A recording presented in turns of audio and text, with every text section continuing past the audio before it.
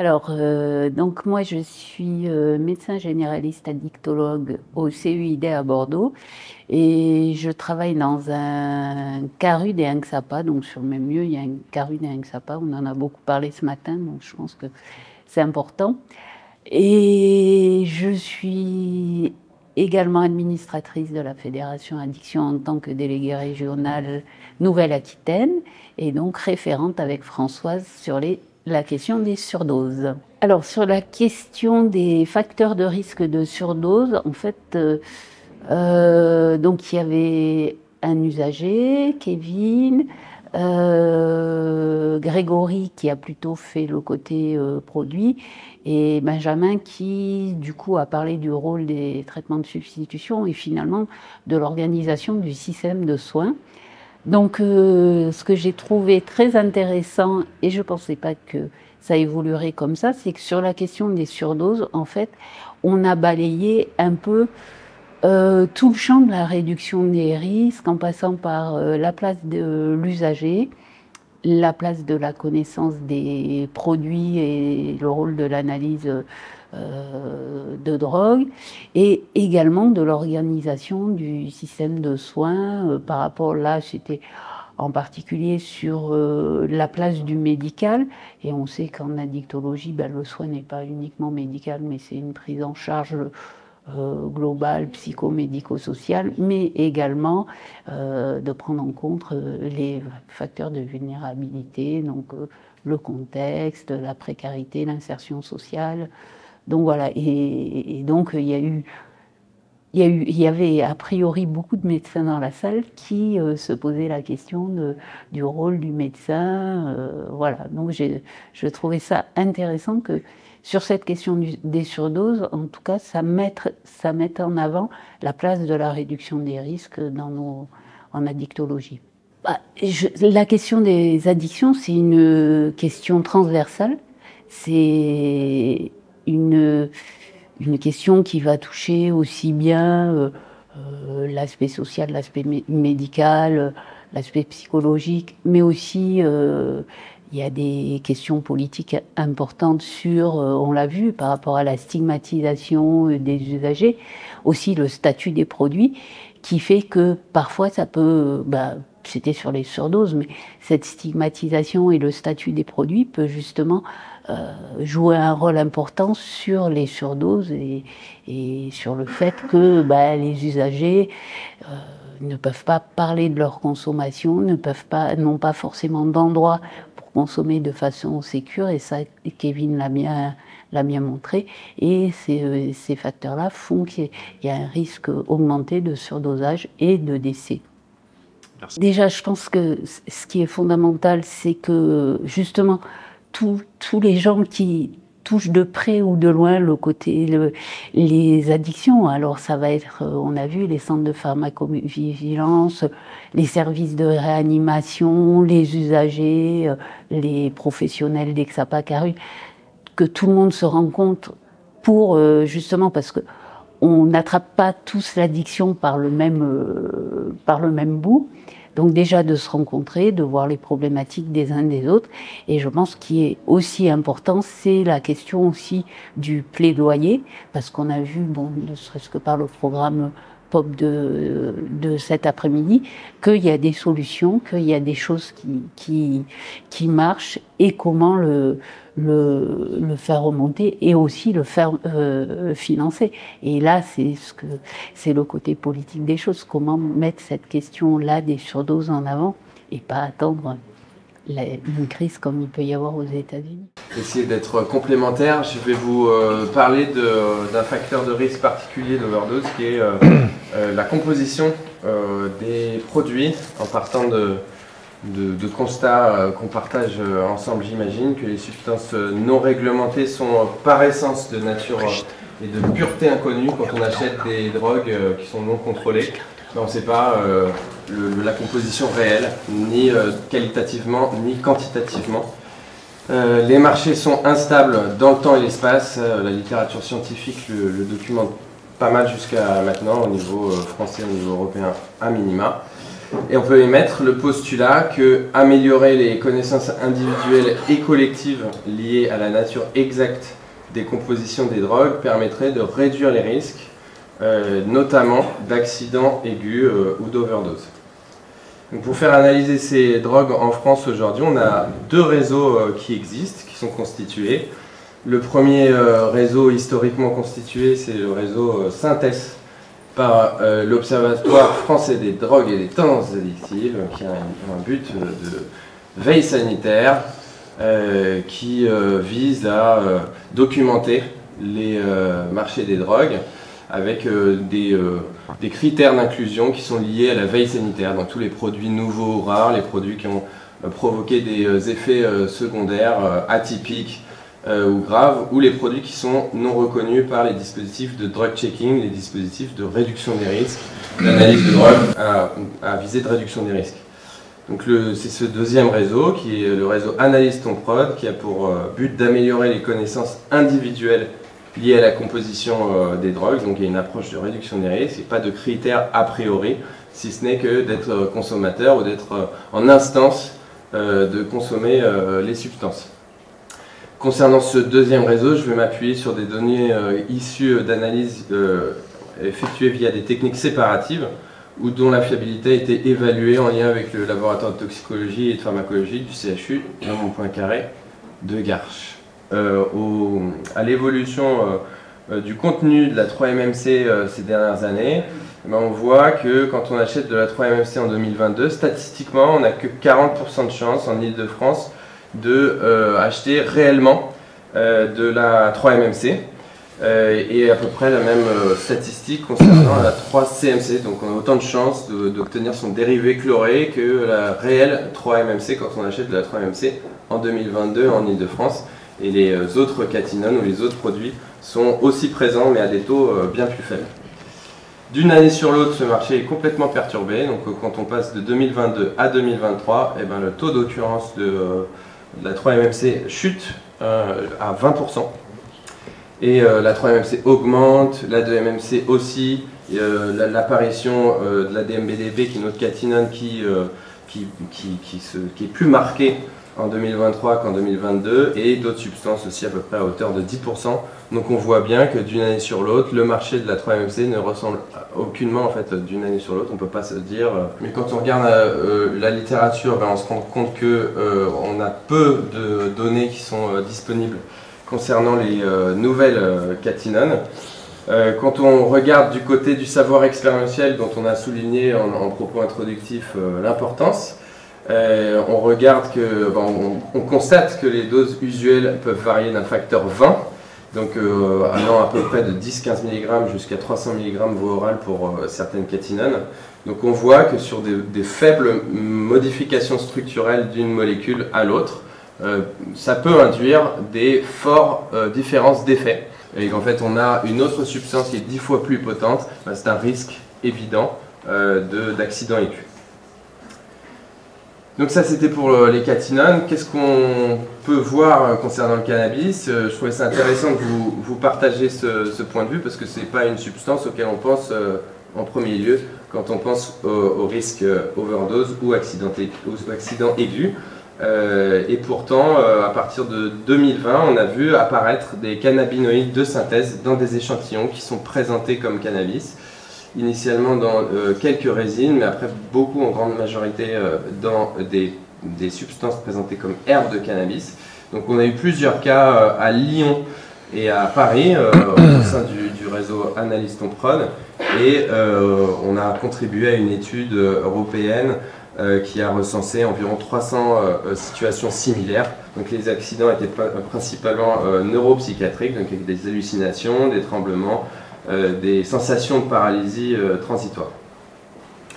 Donc là, je vous ai parlé de l'impact des cannabinoïdes de synthèse, donc c'est plutôt sur la partie droite de la slide, donc sur tout l'impact sur le cerveau, mais on sait que les cannabinoïdes de synthèse impactent d'autres organes, donc on commence à documenter de mieux en mieux la toxicité de ces substances, et donc on a un impact aussi au niveau cardiaque, rénal et au niveau hépatique. Donc il y a quand même voilà, des informations à diffuser, des stratégies de réduction des risques à co-construire avec les personnes qui font usage, aussi pour prévenir ces risques spécifiques. Enfin, concernant l'héroïne, historiquement, en Île-de-France et en France, on peut étendre ce constat en France aussi, mais historiquement en Île-de-France, on sait que le marché de l'héroïne est très très instable. Donc en 2023, on a pu constater une diminution de la pureté moyenne des héroïnes collectées dans le réseau Analyse Ton Prod Île-de-France. Donc en 2023, vous voyez comment ça chute de janvier à novembre-décembre. En bleu, vous avez la moyenne, hein, toutes héroïnes confondues. En gris, vous avez les chiffres concernant l'héroïne brune. Et en orange, l'héroïne blanche. Et vous voyez que voilà, tous ces taux chutent de manière assez spectaculaire. Donc dans ce contexte de baisse globale des puretés moyennes de l'héroïne, on a vu arriver quelque chose de très atypique et sans précédent en France, qui est l'apparition de cannabinoïdes de synthèse, là encore, mais là dans l'héroïne, et ou revendus à la place de l'héroïne. Ces substances étaient présentes à teneur très faible. Dans quelques cas, c'était à hauteur de 10%, mais dans la majorité des cas, c'était plutôt de 1 à 5%. Et avec, malgré ces présences faibles de cannabinoïdes de synthèse, des incidences cliniques majeures avec des séries d'hospitalisations et d'accidents aigus. Malheureusement, on a vu arriver ces situations plusieurs fois en Île-de-France. Ce qui nous a montré que ce n'était pas un simple accident de parcours ou une erreur de quelqu'un qui s'est joué apprenti chimiste malheureux. Donc quelle incidence clinique ça a eu, je vous l'ai dit, donc un cluster d'hospitalisation dont au moins une personne admise en réanimation. On a pointé tout à l'heure peut-être des difficultés qu'on a à documenter les accidents aigus entraînant les décès. On a encore plus de difficultés probablement à documenter les accidents aigus qui n'entraînent pas des décès mais qui sont pourtant pas sans conséquences pour les personnes qui font usage de substances. Je peux difficilement vous parler de l'héroïne sans vous parler de nouveaux opioïdes de synthèse, même s'il n'y a que des cas complètement isolés. Bon, c'est quand même une préoccupation aujourd'hui au niveau européen. Il y a eu des cas de nouveaux opioïdes revendus comme héroïne, principalement dans des poudres revendues sur le darknet. Ça peut être à peu près documenté dans le reste du territoire, mais à Montpellier en 2023, les réseaux des CUIP et synthèse sont pu documenter 5 cas d'accidents en lien avec la présence d'un nitazène qui s'appelle l'isotonitazène dans des poudres revendues comme héroïne. Et parmi ces 5 cas, on a malheureusement constaté un décès, ce qui montre que le risque n'est pas nul et pourrait se développer dans les années à venir. En Île-de-France, en 2024, on observe quelque chose, là encore, d'atypique et qu'on ne pouvait que difficilement prévoir, je vous avoue, des pics de teneur record. Donc dans ce contexte qui semble plutôt se diminuer en pureté, et il y a des explications géopolitiques globales pour ça, on a vu apparaître des pics records en teneur d'héroïne, avec une absence d'alcaloïdes du pavot, ce qui nous montre qu'il y a probablement un autre procédé de fabrication de l'héroïne, pourquoi pas d'autres voies d'acheminement de l'héroïne en France. Ça, c'est pas notre cœur de métier, mais en tout cas, ce qu'on voit dans les compositions des substances nous montre qu'on est face à probablement un nouveau marché. Alors, est-ce qu'il va s'installer ou pas, j'en sais rien, mais on peut le constater aujourd'hui. Et donc là, par exemple, je vous partage un résultat synthèse qui date de la semaine dernière, donc qui est tout à fait actuel. Bon, pour rappel, on l'a vu, revu, les marchés actuels liés aux drogues sont sans cesse en mouvement et le futur semble peu prédictible concernant le marché des drogues, tant on a des surprises auxquelles on n'était pas préparé du tout précédemment. Donc peut-être qu'il faudrait privilégier une approche foresight, donc c'est les anglo-saxons qui ont l'habitude d'utiliser ce terme pour définir le futur comme pluriel, et donc émettre des hypothèses des marchés des drogues. Donc pourquoi pas l'arrivée des nouveaux opioïdes de synthèse, pourquoi pas plus massivement la diffusion des cannabinoïdes ou d'un nouveau marché d'héroïne. Donc ça pourrait être nos 3 premières hypothèses. Et pour chacune des hypothèses, on pourrait se mettre au travail en se disant, dans l'hypothèse 1, qu'est-ce qu'on devrait faire collectivement pour se préparer à l'hypothèse 1, les nouveaux opioïdes de synthèse. Les savoirs expérientiels sont évidemment indispensables à l'adaptation de nos stratégies de réduction des risques.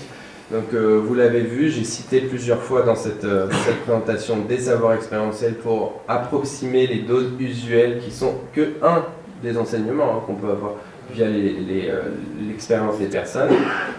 Une des hypothèses, c'est de diffuser des trip reports après analyse de substances. Donc c'est déjà en cours de propositions, notamment par Psychoactive, Psychonautes. Il y a des associations d'autosupport. Diffusées en réduction des risques, doivent forcément prendre en compte ces nouveaux marchés et ces intertitudes par rapport au marché. Donc les substances qui sont potentiellement fortement dosées, probablement que le drug checking devrait s'orienter vers des informations quantitatives aussi pour les personnes qui en font usage. Les drogues sont souvent des mélanges, donc probablement que les outils de réduction des risques utilisés en drug checking doivent pouvoir discriminer les mélanges et contiennent parfois des nouvelles substances très faiblement dosées, induisant des incidences cliniques fortes. Donc probablement que les outils de drug checking doivent aussi discriminer de faibles doses dans les poudres. L'accès à ces dispositifs peut être amélioré, donc doit être sans cesse remis en question. On en a parlé un petit peu lors de notre réunion préparatoire. Donc pourquoi pas des permanences avec analyse sur place, comme ça les personnes peuvent repartir avec leurs résultats immédiatement. Des dispositifs mobiles pour plus d'aller vers. Et pourquoi pas aussi un développement de l'analyse à distance pour les personnes qui ne peuvent pas ou qui ne veulent pas se déplacer en carute. Ce ne sont que des pistes.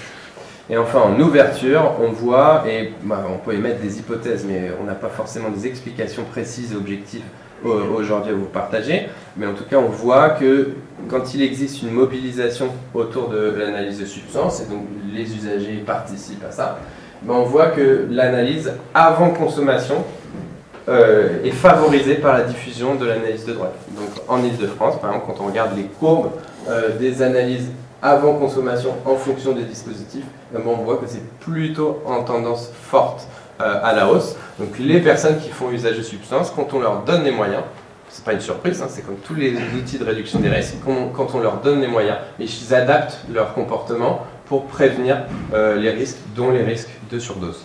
Voilà, je vous remercie de votre attention. Bonjour à tous, je m'appelle Kevin Prévost, je suis consommateur de stupéfiants, enfin surtout de stimulants, inhaleurs de stimulants en gros. Je représente le collectif Monte la Galette, donc c'est une salle de consommation en fait. Vous m'entendez mieux? Et je suis chaudronnier à côté de ça, là en ce moment je ne bosse pas, mais autrement je bosse. Je voudrais revenir sur la stigmatisation et donc l'étiquetage qui pose des gros problèmes par rapport aux consommateurs qui viennent comment dire, s'enfermer dans une étiquette qui n'est pas du tout comment dire, qui est préjudiciable pour eux, dans le sens où dès l'instant qu'ils vont vouloir consommer, ils vont se mettre à se cacher ou quoi que ce soit, ils vont jamais être pris vraiment au sérieux. C'est une mise à l'écart qui n'est pas du tout favorable, quoi. C'est pas du tout bénéfique pour eux. On est souvent vu comme grosso modo des merdes. C'est un peu le gros problème. Et on est souvent assimilé avec l'image des médias aussi. C'est un gros problème parce que bon, tout ce qu'on voit dans les médias, c'est forcément que du mauvais. On parle de la folie ou de Stalia et tout. On voit que les personnes en train de consommer dehors, alors que c'est pas du tout le cas. Il y a énormément de monde comme moi qui ne consomme pas du tout dehors. D'ailleurs, j'étais à la rue quelques temps et je ne consommais presque pas à la rue en fait. Donc c'est important d'avoir des lieux en fait, de consommation pour pouvoir se poser vraiment à l'abri que ce soit des regards et des services de police aussi, parce que forcément ça joue pas en notre faveur. On est souvent assimilé aussi à des personnes voleuses ou pas dignes de confiance. Ça crée aussi énormément de problèmes là-dessus. Sans compter après certaines connaissances qui peuvent être infructueuses. Et on se retrouve avec une envie vraiment de se cacher, on ne peut pas en parler en fait. Même à un médecin, ça devient très compliqué de pouvoir s'exprimer et de dire vraiment qu'on consomme simplement du frac. C'est pas évident pour moi aujourd'hui de vous le dire devant vous, quoi. Mais bon, c'est ce qui est. Je suis consommateur et voilà, quoi. Et il y a l'autostigmatisation aussi qui vient derrière. C'est un discours que les personnes consommatrices vraiment assimilent pour vrai, quoi. Donc ça crée un gros problème aussi. Ça vient vraiment les enfermer un peu dans leur monde. Et en général, ils se mettent à consommer assez compulsivement. C'est pas vraiment un bon mode de consommation, surtout pour l'exemple du crack. C'est pas du tout ce qu'il faut, quoi. Et comment dire, j'ai perdu le fil, désolé. Donc les conséquences, c'est qu'on ne peut vraiment pas en parler comment dire, à nos proches et à notre entourage. Donc même à un médecin, donc, comme je disais, même en addictologie, ça devient compliqué des fois certaines personnes de pouvoir leur expliquer qu'on consomme et qu'on n'est pas que des craqueux. Il y a énormément de gens qui ont des capacités, qui font des travails très dignes, très poussés. C'est pas simplement des éboueurs ou quoi que ce soit. Il y a vraiment de tout en fait. Donc la conséquence, c'est qu'on se retrouve à vraiment s'isoler.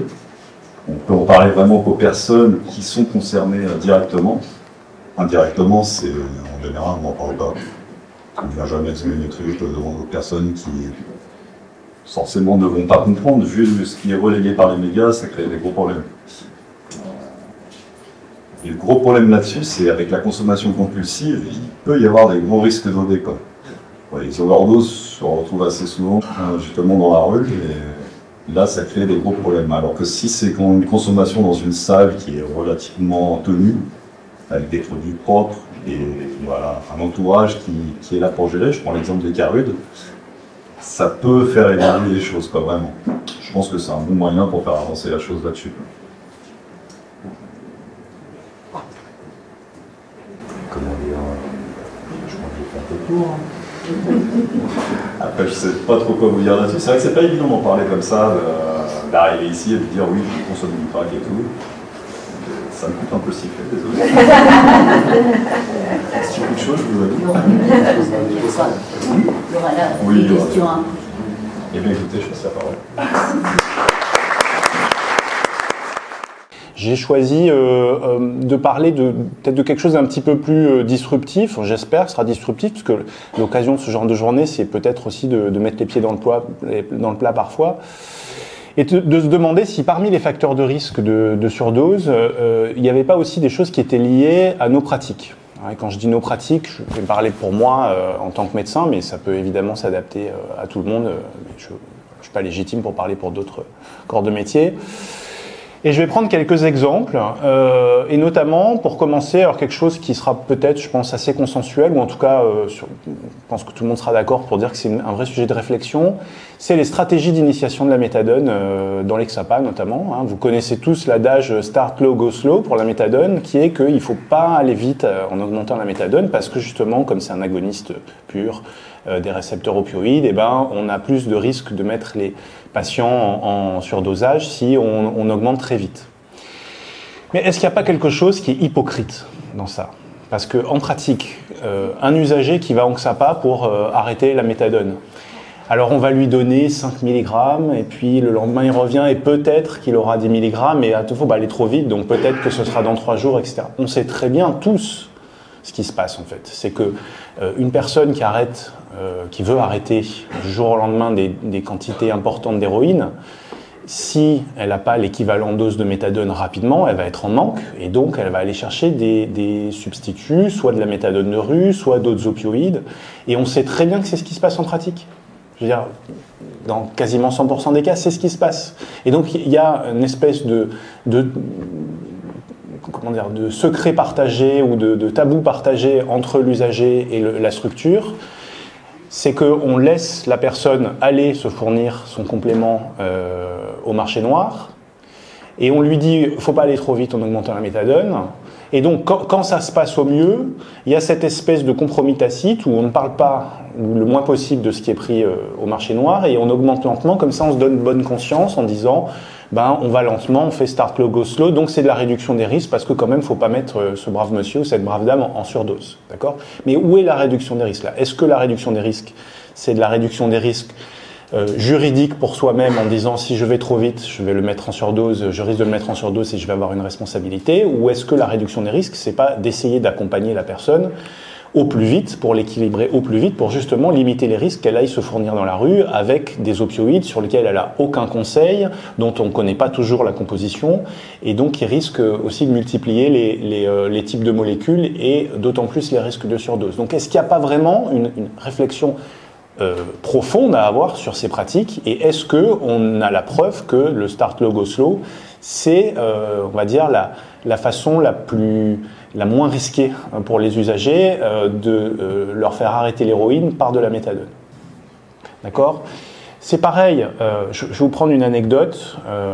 On a un projet de recherche là porté par William Cos, qui est infirmier au SUAL à Lyon, qui présentera demain, qui s'appelle Diadème, qui vise à évaluer l'intérêt d'autonomiser les infirmiers sur la gestion des doses de méthadone par rapport au fait que les patients doivent voir sans arrêt les médecins tous les 14 jours, qui est extrêmement fastidieux, d'autant plus que les médecins sont une espèce en voie de disparition en addictologie et ailleurs. Et donc, cherchant des centres pour participer à cette recherche Diadème, j'ai contacté un collègue d'un XAPA de CHU, je ne dirai pas lequel évidemment, et au bout de quelques minutes où on discute, il me dit « Ah mais nous, ça fait des années qu'on ne prend plus de nouveaux patients. » Parce que c'est que pour l'initiation Diadème. Bon, donc moi je ne juge pas, il y a certainement plein de raisons, bonnes ou mauvaises, pour lesquelles, mais on sait très bien qu'il y a des structures qui soit ne prennent plus de nouveaux patients, soit en prennent au compte-gouttes. Ce sont les nouveaux patients, ce sont les personnes qui ont besoin d'une initiation au TSO, peu importe buprenorphine ou méthadone, qui ont le plus besoin des structures. Or, c'est celles qui ont le plus de difficultés à y avoir accès. Est-ce qu'il n'y a pas une absurdité dans ce système ?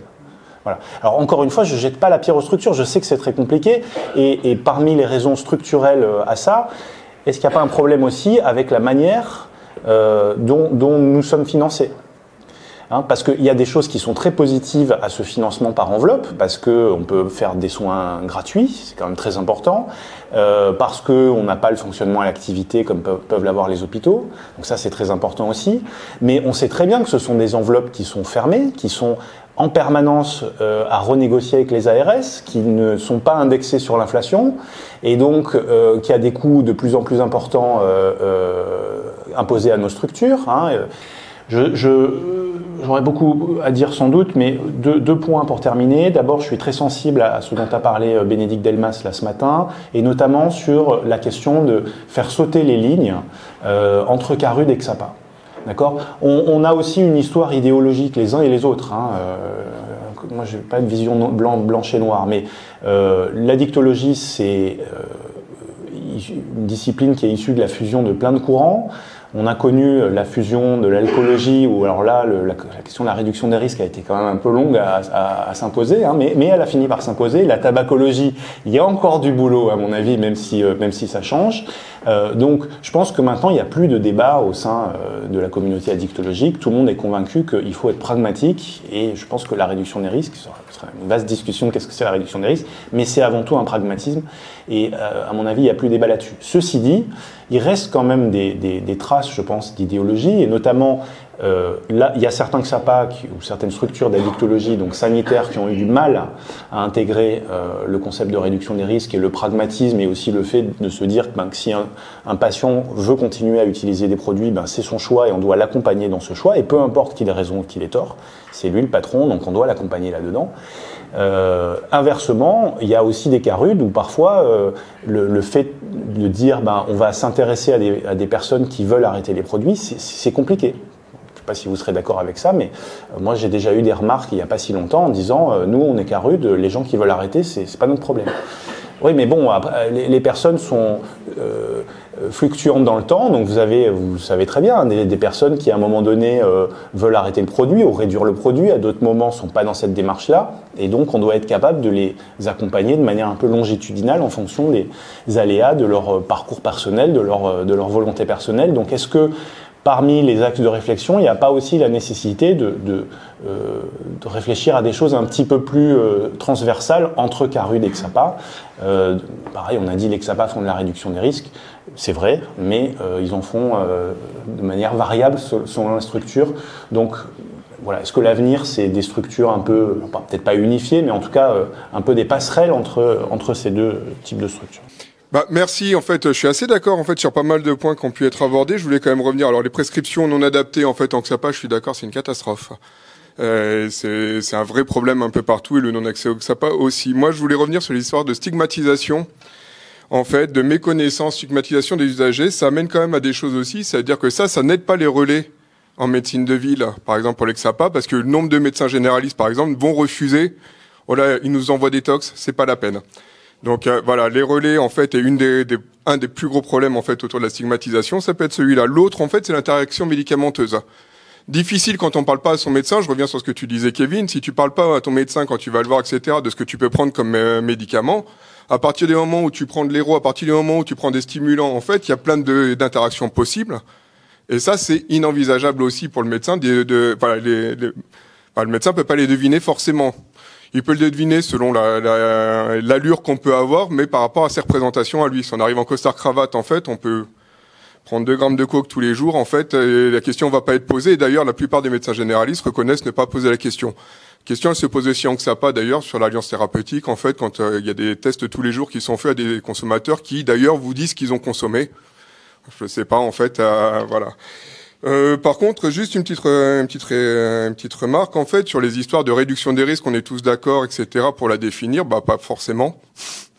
Moi, je me pose toujours la question de la réduction des risques, est-elle soluble dans la dictologie ou l'inverse, en fait, quelle est la définition de la réduction des risques? Est-ce qu'on reste sur une réduction des risques, en fait, en France, légaliste, avec le fait de réduire les dommages liés à la consommation de drogue, ou est-ce qu'on arrive à une réduction des risques qui est beaucoup plus internationale d'ailleurs, en fait, sur liberté individuelle, un travail autour de la liberté individuelle, la place centrale des consommateurs. On est sur quelque chose d'autre chose. Dans ces cas-là, la dictologie est peut-être soluble de la réduction des risques, comme les sciences politiques, en fait, l'histoire ou la sociologie. Voilà. Mais je pense qu'on n'a pas les mêmes définitions en France du tout, en fait. Non, mais tout le monde se réclame de la réduction des risques, quoi. À part 2-3 de toute façon on voit plus maintenant dans les colloques, mais tout le monde se réclame de la réduction des risques. Donc on a l'impression que c'est devenu un truc moral. Voilà, si on fait faire la réduction des risques, c'est être bien, quoi. C'est faire des bonnes pratiques. Bon, c'est pas une définition qui est hyper fonctionnelle. On est d'accord. Donc, je suis d'accord avec votre séparation. Il y a une vision de la réduction des risques qui est ce que, d'un point de vue médical, on pourrait appeler de la prévention secondaire ou tertiaire, c'est-à-dire juste de réduire les risques qui sont liés aux pratiques d'usage. Et donc, dans ces cas-là, finalement, ça n'a rien à voir avec le projet de soins individuel, cas où n'a pas la personne. Et puis après, il y a respecter la personne, respecter sa décision, etc. Mais finalement, toute l'évolution de la médecine contemporaine, c'est ça. Quand on fait, la vision paternaliste du médecin qui ordonne et qui fait des ordonnances et qui donne aucune explication au patient, normalement, je dis bien normalement, ça devrait plus exister. On est bien d'accord que c'est pas toujours le cas. Non, mais bon. Mais en tout cas, nous, on est on est au service. Je parle au nom de tous les médecins, mais en théorie, on doit être au service des patients. Et donc, on est là pour leur donner des informations et leur permettre de faire des choix éclairés sur différentes options de prise en charge. Voilà. Mais je suis d'accord que c'est deux visions très, très séparées. Et en fait, quand on parle de réduction des risques, des fois, deux personnes qui parlent de réduction des risques ne parlent pas de la même chose. Donc là aussi, ce serait bien qu'il y ait une forme de consensus, en tout cas de débat sur qu'est-ce que c'est la réduction des risques, parce que moi je ne suis pas convaincu que ce soit évident pour tout le monde. Bonjour Céline, en lien avec ce qui vient d'être dit, c'est aussi, ça me fait penser quand même à la question du point noir, dans le sens où sur la question de la stigmatisation des personnes consommatrices ou du moins des dépendances, quelle est la place aussi, parce que nous les Carud, entre guillemets, c'est quand même, entre guillemets, dans notre ADN, de travailler sur la représentation, la décompensation. Mais c'est vrai qu'en vous écoutant, la question du point noir, aussi la place des XAPA, donc les dispositifs hospitaliers, sur cette lutte contre la stigmatisation et l'image que représente la personne consommatrice et le besoin de dépendance en France, et quelle est, entre guillemets, la place des XAPA aussi dans cette dynamique, tout en sachant que le point noir qu'on dit tous actuellement, et la difficulté pour de nombreuses personnes d'avoir retour au XAPA, de par l'inégalité au niveau territorial des dispositifs, de par aussi au fait que les places sont complexes et que c'est difficile aussi d'avoir un premier entretien à 2-3 semaines, hein, très clairement. L'idée que s'il y a beaucoup d'usagers qui trouvent que la dicto n'est pas, on va dire, je ne sais pas comment le dire, ou empathique, ou un accueil normal, ou quoi que ce soit, non, je pense qu'il faudrait y réfléchir pour qu'on sache comment nous, on doit s'améliorer. Et pas simplement que tu fasses qu'ici, est-ce qu'il y en a plusieurs et qu'est-ce qu'ils disent précisément? Qu'est-ce qu'il faut qu'on réfléchisse? C'est quoi? C'est l'accueil souple, c'est le regard, c'est qu'on ne veut pas entendre parler parce qu'on ne sait pas quoi faire. Tu vois, que ça nous questionne ici, plus que juste ton témoignage. Ouais. Tu vois, on parlait comme ça des médecins, c'est pas mal, mais après, je vois dans les carrues, moi, carrues de vente, quand je suis arrivé, c'est direct ouvert, quoi. Ils sont jeunes dans leur esprit. Je vois que sur d'autres carrés, c'est un peu différent en fait au niveau du fonctionnement. Est-ce qu'il n'y a pas des évolutions à faire au niveau mentalité J'ai usé d'autres associations qui, par exemple, vous voient au carré de vente, c'est tutoiement, c'est vraiment très familial, c'est ce qui permet de pouvoir en parler assez facilement, quoi. Et du coup, ça permet aussi de faire carrément plus d'attention avec hormis les tests qui sont quand même vachement importants, un peu trop longs au niveau des délais comme on disait tout à l'heure. Parce que malheureusement, le produit est déjà consommé et qu'on a le résultat du test. Hein. Je sais pas, moi, pour moi, ça fait manuellement, c'est pas une semaine. Je veux le dire.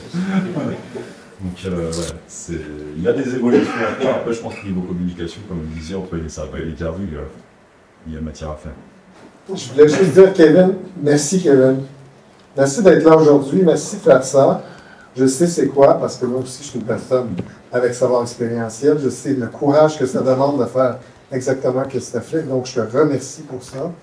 Et je pense que ça démontre aussi la pertinence du savoir expérientiel dans la prise en charge des surdoses, notamment en lumière à vos interventions, Benjamin et aussi Grégory, par rapport au fait que, d'une part, le marché des drogues est en constante mutation, on ne sait pas trop ce qui se passe. Les personnes les plus en phase avec ce qui se passe sur le terrain, c'est les usagers de substances.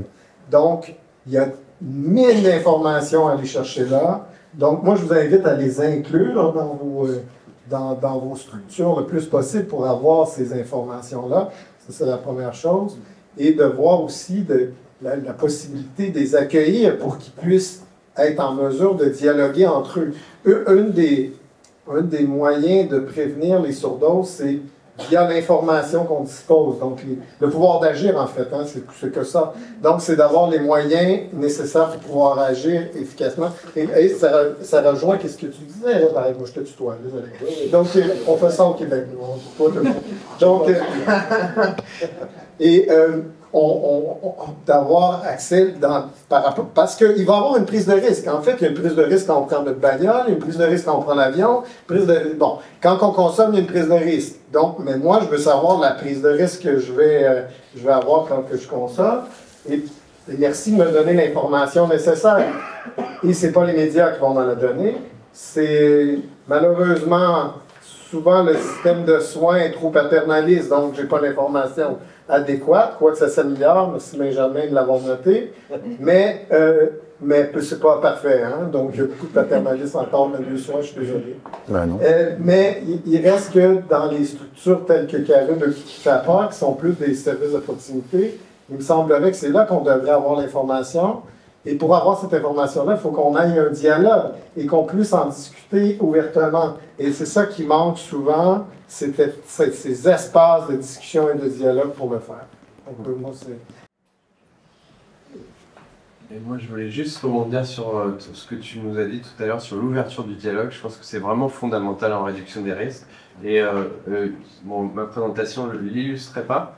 Mais en fait, le réseau Analyse ton prod s'est fondé aussi là-dessus, c'est-à-dire sur le fait de créer du lien.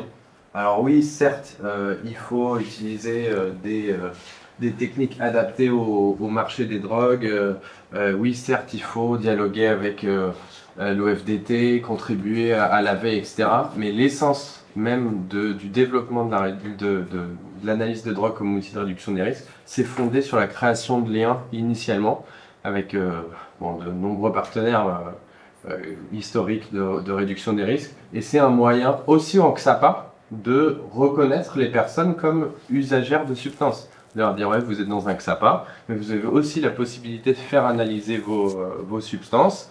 On vous reconnaît comme usagère ou usager de substances. Donc il y a des outils dont l'analyse de drogue fait partie, qui favorisent le lien aussi que tu évoquais tout à l'heure. Sur la question des pharmaciens, je pense que ça me rappelle une anecdote où vous savez que donc pour se former, pour être spécialiste en addictologie pour les médecins, il y a plusieurs voies, et pour les gens qui sont déjà diplômés, il y a la capacité. Et on avait un pharmacien qui voulait faire la capacité d'addictologie parce qu'il travaille en XAPA aussi, et c'est pas possible. Les pharmaciens ne peuvent pas être spécialisés en addictologie. Voilà. Donc ça me fait penser à ça, et je pense qu'il y a peut-être des choses à faire auprès des facs, puisque maintenant il y a la nécessité d'avoir un pharmacien dans les structures d'addictologie. C'est un travail particulier, et je vais prendre l'exemple aussi de ce que je connais à Lyon. On a un pharmacien, donc Mathieu Chapuis, qui fait plein de choses, et notamment qui a mis en place un protocole de coopération où il peut faire des ordonnances. Donc il renouvelle, il initie des traitements, TSO, opioïdes, etc. Donc c'est vraiment un pharmacien clinicien. Et je pense que, puisqu'on parle de décloisonner, il faut aussi décloisonner les professions. Alors on décloisonne les infirmiers qui deviennent IPA, mais pourquoi pas décloisonner aussi le métier de pharmacien en XAPA, et pourquoi pas réfléchir à des pharmaciens qui, comme ça, se mettent à participer aux prescriptions. Et je dois dire que c'est une grande richesse, parce que les pharmaciens connaissent beaucoup mieux les médicaments que les médecins. Si vous m'autorisez, Madame la Présidente, si tu m'autorises une petite incise sur ce qui a été dit sur comment les XAPA peuvent communiquer. C'est une réflexion personnelle. Moi, je pense on l'a dit tout ce matin, il n'y a pas de différence entre les produits. On est tous des usagers de produits. Hein. Enfin, moi, je suis usager d'alcool. Je veux pas que ce soit, on se dise, c'est un peu, comment dire, bien pensant. C'est pas du tout. Bon, Kevin, il consomme du crack. Moi, je consomme de l'alcool. Des fois, je me pose des questions. Est-ce que je consomme pas trop? Où est la différence? Et je vais vous faire une petite anecdote sur. Est-ce que vous savez ce qu'est la définition d'un stupéfiant? Puisqu'on parle, qu'est-ce que c'est un stupéfiant? Pas entendu. C'est une liste. C'est un produit dans une liste. Et est-ce que vous savez quels sont les critères? Est défini par l'ONU ce qui est un stupéfiant, ce que l'ONU définit comme stupéfiant. Voilà. Alors donc, comme c'est un peu limité, ils ont essayé de faire des critères, pas dans la liste des stupéfiants, mais dans d'autres documents. Et donc on retrouve le risque de surdose, le risque addictif. Donc en fait, tous les critères où l'alcool rentrerait dans la catégorie des stupéfiants, et à la fin, ils disent n'est pas stupéfiant ce qu'un pays considère comme n'étant pas stupéfiant, et donc évidemment l'alcool n'est pas stupéfiant. Donc vous voyez que tout ça repose sur des choses un petit peu artificielles.